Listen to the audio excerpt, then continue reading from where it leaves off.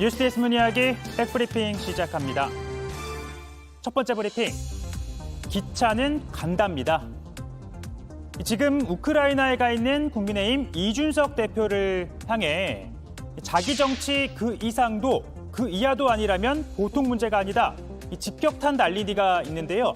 다름 아닌 같은 당 5선 중진 정진석 의원입니다. 주변에서 왜 간 거냐, 좀 뜬금없지 않냐라고 물어봐서 좀 알아봤더니 정부와 청와대 관계자들은 난색을 표했지만 키워코 가겠다고 해 외교부가 초청장을 받아준 모양이라고 했습니다. 권성동 원내대표도 충분한 협의가 없었다고 밝혔는데요. 우크라이나 방문 시기나 또 형식에 대해서 여러 가지 논란이 있다는 것도 잘 알고 있고요. 특히 외교나 안보, 국방에 관련된 사안에 대해서는 긴밀한 당정 협의가 필요하지 않냐 그런 생각이 듭니다. 그러자 이 대표, 앞서 정 의원이 우크라이나 국회의원을 만나 협력을 강조했던 글을 공유하면서 그 의원과 지금 함께 있다며 사실상 비꼬았는데요. 그러면서 어차피 기차는 갑니다라고 했습니다. 공천 개혁 등을 하겠다며 자신이 출범시킨 혁신위에 대해 정 의원과 권 원내대표가 이율배반적이다, 성급했다 등 날을 세웠죠. 하지만 난 내 갈 길을 가겠다라고 강조한 겁니다. 이 기차는 간다, 정치권에선 때마다 나오는 말로 그 앞에 이런 표현이 따라붙죠. 그런 프레임에는 전혀 나는 신경도 안 쓰고 개가 짖어도 기차는 간다. 부끄러움을 알아요. 개가 짖어도 기차는 간다. 네, 이렇게 홍준표 대구시장 당선인이 자주 사용했는데요. 다만 경남 도지사 시절엔 이게 논란이 된 적도 있습니다. 그 앞에 쓰레기를 좀 치워달라는 거예요. 그리고 그만 공무원들, 도민들 그만 괴롭히고 사퇴하세요. 개가 짖어도 기차는 갑니다. 참 막말이다.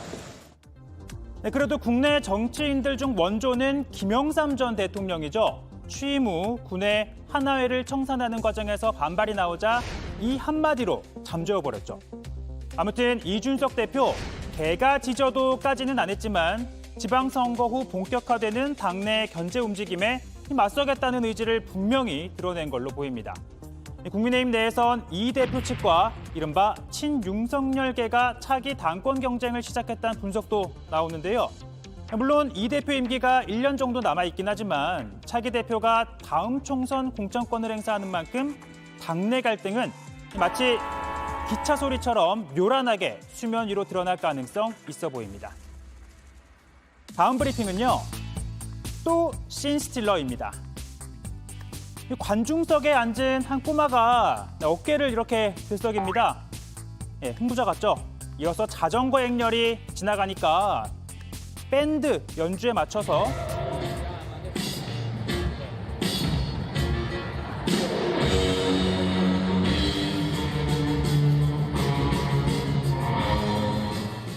연주에 맞춰서 이렇게 리듬도 탑니다. 또 엄마 무릎에 앉아서는요, 어흥하면서 사자 흉내도 내보는데요. 하지만 이내 지루한 듯 투정을 부립니다.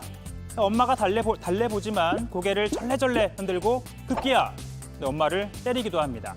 결국 뒷자리에 앉은 남성이 지켜보고 있다라는 듯 주의를 줬는데요. 누구냐고요?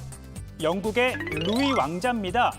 엘리자베스 2세의 영국 여왕 즉위 70주년 행사에 참석한 건데 4살 왕자 입장에선 좀 지루했나 본데요. 결국 이 손자를 달랜 건 할아버지였습니다.